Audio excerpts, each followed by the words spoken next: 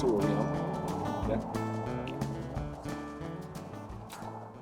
Bill Grogan's goat was feeling fine. Ate 3 red shirts What? right off the line. That's a lie. Goats don't eat What? shirts. You guys interrupted a classic song. I've literally never heard it. Yeah, seriously? I failed you as a father. You did fine. Just for the record, I think our singing was pretty darn good. Well, heck yeah. Let's just get on with our goat show. Hey guys, welcome back to Critter at TV. I'm Talia and this is my older sister, Amelia. Today, besides being embarrassed, we're gonna learn about goats, another one of the most misunderstood critters on Earth. Bill Grogan's goat was feeling fine. Ate 3 red shirts right off that line.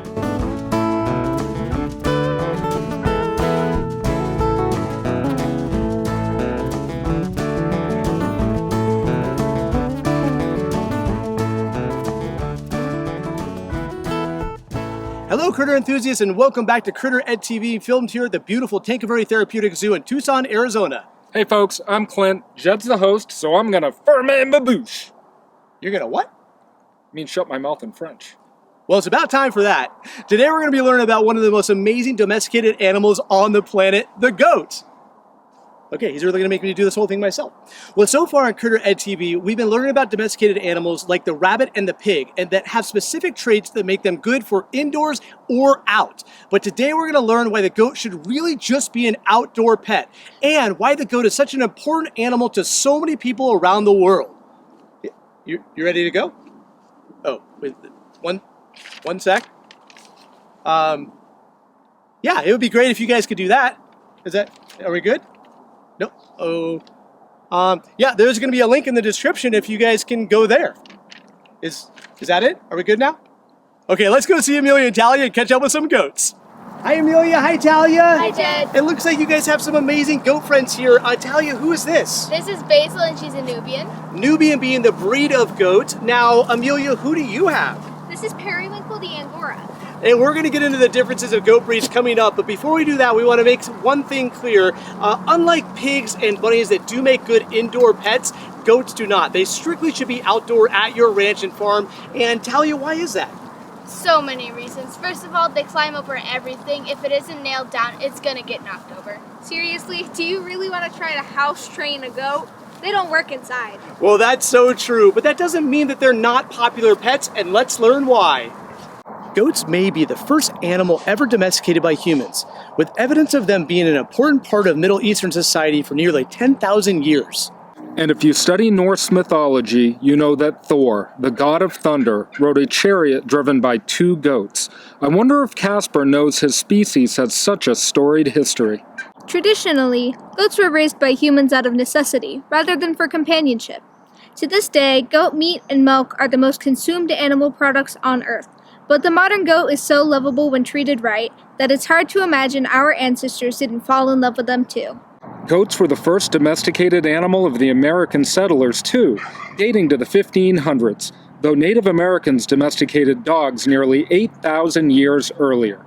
So humans and goats have a history going back thousands of years. Amelia, you mentioned that a lot of people still think of goats as production animal, not as pets. Is that true in the United States? No, in the US, things like goat milk, cheese, and fudge aren't as common, and goats are more common as pets. And that's what they are here at the ranch. They're considered companion animals, and they're so gentle and engaging for all the folks that come here for those enrichment opportunities. Oh yeah, they are the all-stars of our programs. So what is it about goats that makes them so engaging?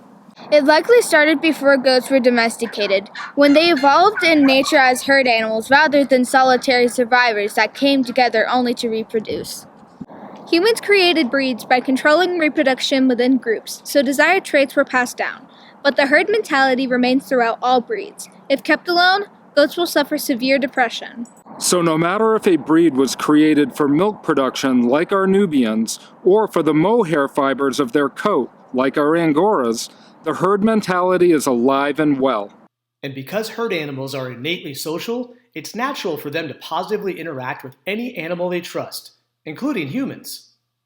Did you know goats are foragers, not grazers, which means they prefer leaves or even twigs over grass. That's a defining difference between goats and sheep, which we'll feature in our next episode.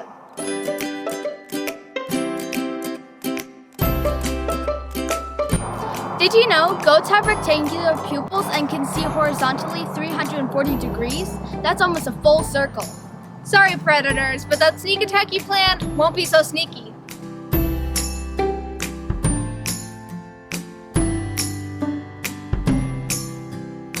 Did you know goats are very picky eaters? They don't have top teeth in the front of their mouths, so shirts and cans are off the menu.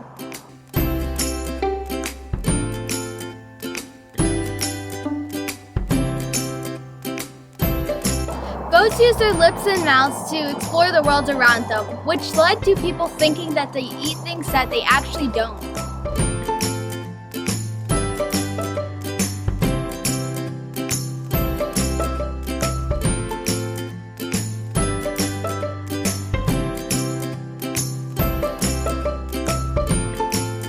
Did you know goats are true herbivores and have 4 stomachs? One of them is called the rumen, which is where vegetation gets fermented. Yeah, and that's why they burp a lot and it smells really bad. We still love them though.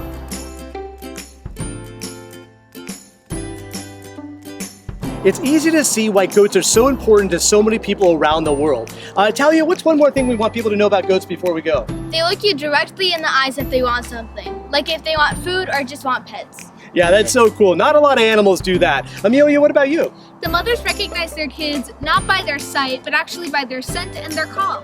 Yeah, that has to be because the kid, which is what a baby goat is called, can look so similar within a breed. And so the mom needs a good way to be able to identify them. Clint? Well, I think we've covered a lot, but I do find it humorous that a herd of goats is called a trip or a tribe, because they're certainly a trip. Yeah, they definitely are. Hey, Clint, want to know something else humorous? What? No! I have no idea why they hate that. Total mystery. Well, we hope you enjoyed this goat episode. We'll see you next time on Critterhead TV, where fear becomes wonder and wonder becomes passion. Bill Grogan's goat Stop! Was feeling That's the end of this episode. ate 3 red shirts Please stop. right off the line.